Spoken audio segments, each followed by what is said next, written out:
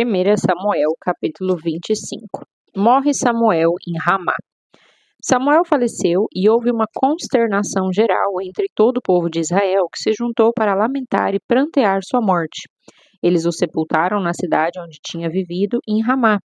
Depois disso, Davi partiu e foi para o deserto de Parã. Davi, Nabal e Abigail. Havia um homem em Maom que era proprietário de terras no Carmelo. Este fazendeiro era muito rico, pois tinha 3.000 ovelhas e 1.000 cabras, e estava tosqueando suas ovelhas no Carmelo. Este homem se chamava Nabal. O nome da sua esposa era Abigail. A mulher era inteligente e muito agradável aos olhos. No entanto, seu marido, pertencente à família de Caleb, era grosseiro e mau. Davi estava no deserto quando ficou sabendo que Nabal tosqueava suas ovelhas, e por isso chamou 10 jovens e os enviou, dizendo: Subi ao Carmelo, ide a Nabal e o cumprimentai em meu nome. E assim lhe comunicareis minha mensagem. Paz seja contigo e com a tua família e com tudo que possuis. Fiquei sabendo que tens tosquiadores. Os teus pastores estiveram conosco. Nada lhes fizemos de mal. Pelo contrário, não deixamos que nada lhes faltasse em todo o tempo que estiveram no Carmelo. Indaga aos teus servos e eles confirmarão o que digo. Portanto, possam de igual modo os meus moços encontrar acolhimento por tua parte, porque viemos em dia festivo. Rogo-te, pois, que ofereças o que puderes aos teus servos e a teu filho Davi. Os servos de Davi partiram, chegaram à presença de Nabal e transmitiram todas as palavras em nome de Davi, e aguardaram uma resposta. Então Nabal retrucou aos mensageiros de Davi: Quem é Davi? Quem é o filho de Jessé? Hoje em dia há muitos servos que fogem do seu senhor. Tomaria eu o meu pão, a minha água e a carne do animal que abati para meus tosqueadores e daria todo esse mantimento a homens que não sei de onde vêm? Então os servos de Davi voltaram e comunicaram-lhe todas essas palavras. Diante disso, Davi ordenou aos seus homens: Cada um prepare sua espada e a coloque no cinto. Rapidamente, cada homem cingiu a sua espada. Davi cingiu também a sua, e cerca de 400 homens partiram com Davi, enquanto 200 ficaram cuidando da bagagem. Ora, Abigail, a esposa de Nabal, tinha sido avisada por um dos seus servos que lhe disse: Davi mandou do deserto mensageiros para saudar o nosso senhor. Porém, ele os tratou com rudeza e os expulsou. No entanto, os homens de Davi foram sempre cordiais para conosco, jamais nos molestaram, e durante todo o tempo em que estivemos hospedados com eles, quando estávamos no deserto, de nada sentimos falta. Noite e dia, eles foram como um muro protetor ao nosso redor, enquanto estivemos com eles, apacentando o nosso rebanho. Agora, portanto, considera o que podes fazer, porque a destruição do nosso Senhor e de toda a sua casa está a caminho. E o nosso Senhor é um homem tão perverso e arrogante que ninguém consegue conversar com ele. Naquele mesmo momento, Abigail tomou 200 pães, 2 odres de vinho, 5 ovelhas assadas, cerca de 15 quilos de trigo torrado, 100 bolos de uva passa e 200 bolos de figos prensados, e os carregou em jumentos. E orientou aos seus servos: Ide à frente, e eu vos seguirei logo atrás. Porém, não disse nada sobre o que estava fazendo ao marido de Nabal.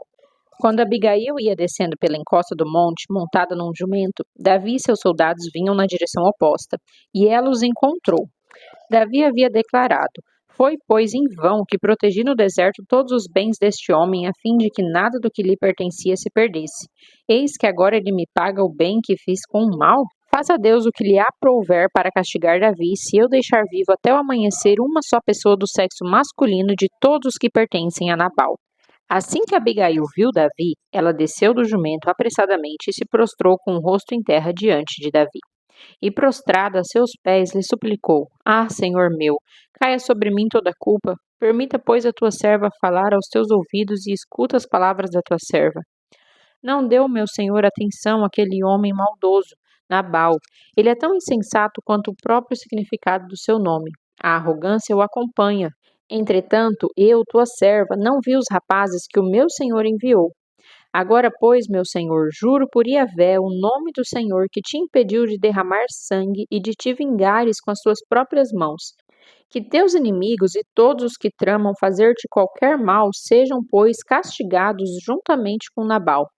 E que este presente que esta tua serva trouxe ao meu senhor seja compartilhado com os homens que te acompanham. Perdoa, eu te rogo, a falta da tua serva.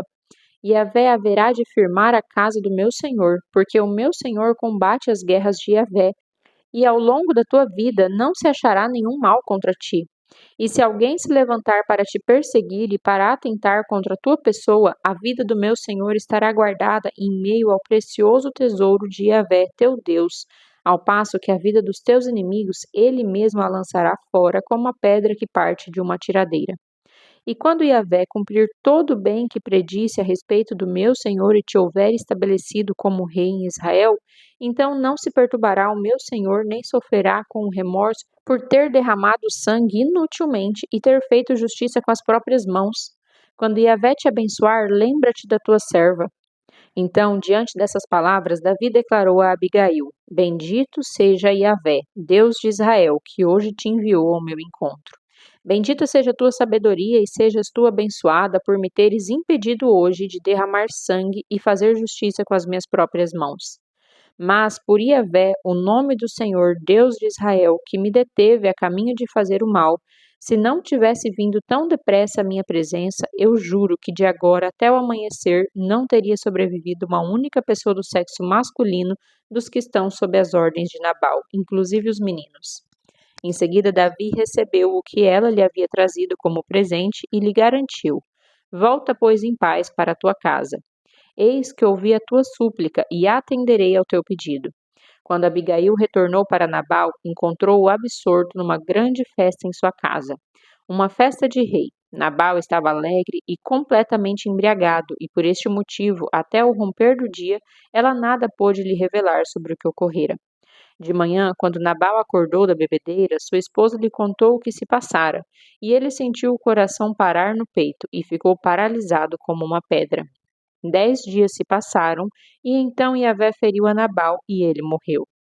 Ouvindo que Nabal morrera, exclamou Davi: Seja louvado Yahvé, que usou da justiça comigo pela afronta que recebi de Nabal, e que deteve o seu servo de cometer pecado. Yahvé fez recair sobre a cabeça do próprio Nabal toda a malignidade que intencionara realizar. Então Davi enviou uma mensagem a Abigail, pedindo-lhe que se casasse com ele.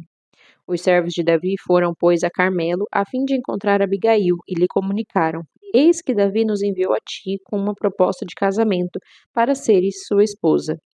Naquele mesmo instante, ela se inclinou com o rosto em terra e declarou: Tua serva é como escrava para lavar os pés dos servos do meu senhor. Abigail levantou-se apressadamente, se preparou, montou num jumento e partiu, seguida por 5 de suas servas, precedida dos mensageiros de Davi, que a tomou por esposa. Davi também casou-se com Ainoã de Jezreel. As duas foram suas mulheres.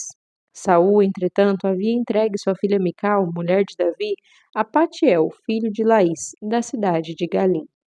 1 Samuel, capítulo 26. Davi poupa Saul outra vez. Alguns moradores de Zif foram a Gibeá e disseram a Saul: Davi está escondido na colina de Áquila, em frente ao deserto de Gesimon. Então Saul partiu imediatamente e desceu para o deserto de Zif com 3.000 dos melhores guerreiros do exército de Israel, com o objetivo de cercar Davi. Saul acampou ao lado da estrada na colina de Áquila, em frente do deserto de Gesimon. Entretanto, Davi permaneceu refugiado no deserto. Quando percebeu que Saul estava seguindo, enviou espiões e soube que Saul estava de fato nas redondezas. Sem demora, Davi foi até onde Saul e seu exército haviam acampado e viu o lugar onde Saul e Abner, filho de Ner, comandante de seus soldados, haviam se deitado. Saul estava dormindo dentro do acampamento com o exército acampado ao redor. Então Davi perguntou ao heteu Aimeleque e a Abissai, cuja mãe era Zeruia e cujo irmão era Joabe: Quem descerá comigo ao acampamento até Saul? Abissai prontamente respondeu: Eu descerei contigo. Então Davi e Abissai entraram durante a noite no acampamento. Saul estava dormindo e tinha fincado sua lança no chão, próximo de onde recostara a cabeça. Abner e alguns dos outros soldados estavam deitados à sua volta. Abissai rogou então a Davi: Deus entregou hoje o teu inimigo nas tuas mãos. Permite que eu o atravesse com a sua própria lança e o encrave no chão com um só golpe. Não precisarei dar um segundo golpe. Mas Davi respondeu a Abissai: Quem levantaria sua mão contra o ungido de Yahvé e ficaria impune? E disse mais Davi: Tão certo como vive o Senhor, Yahvé mesmo o haverá de ferir quando chegar a sua hora e ele morrer, ou quando, no campo de batalha, tombar morto. Yahvé me livre de estender a mão contra o seu ungido. Apanha agora a lança que está à sua cabeceira e a bilha d'água, e partamo-nos ligeiro daqui. Então Davi pegou a lança e o jarro d'água que estavam próximos à cabeça de Saul, e eles se foram. Ninguém os viu, nem os ouviu, nenhum dos soldados acordou, porquanto todos dormiam pesadamente, pois o Senhor os fizera cair em sono profundo. Então Davi foi para o outro lado e se posicionou no topo do monte, ao longe, de maneira que havia grande distância entre eles. E Davi bradou ao povo e a Abner, filho de Ner: Não respondes, Abner? Exclamou ele. E Abner replicou: Quem és tu que chamas pelo rei? Davi retrucou a Abner: Acaso és homem ou não? Porventura não és o melhor soldado de Israel? Então me respondas, por que não guardaste o rei teu senhor? Pois alguém do povo esteve aí para tirar a vida do rei teu senhor. Ora, não é justo o que fizeste. Tão certo como Yahvé vive, és digno de morte, porque não revelastes por teu senhor o ungido de Yahvé. Olha e vê onde está a lança do rei e a bilha d'água que estavam bem próximas à cabeça de Saul. Nesse momento, Saul reconheceu a voz de Davi e exclamou: Não é a tua voz que ouço, meu filho Davi? Sim, meu senhor e rei, redarguiu Davi. E acrescentou: Por que o meu senhor teima em perseguir o teu servo? Que fiz eu de que possa ser incriminado? Rogo-te, senhor meu rei, que ouças as palavras do teu servo. Se é Yahvé que te impele a castigar minha pessoa, certamente aceitará uma oferta de paz. Se, porém, são homens que o instigaram contra mim, que sejam amaldiçoados diante do Senhor. Porquanto hoje eles me afastaram da minha porção na herança de Yahvé, como se ordenassem: Vai, cultua e serve a outros deuses. Agora que meu sangue jamais se derrame sobre a terra longe da presença de Yahvé.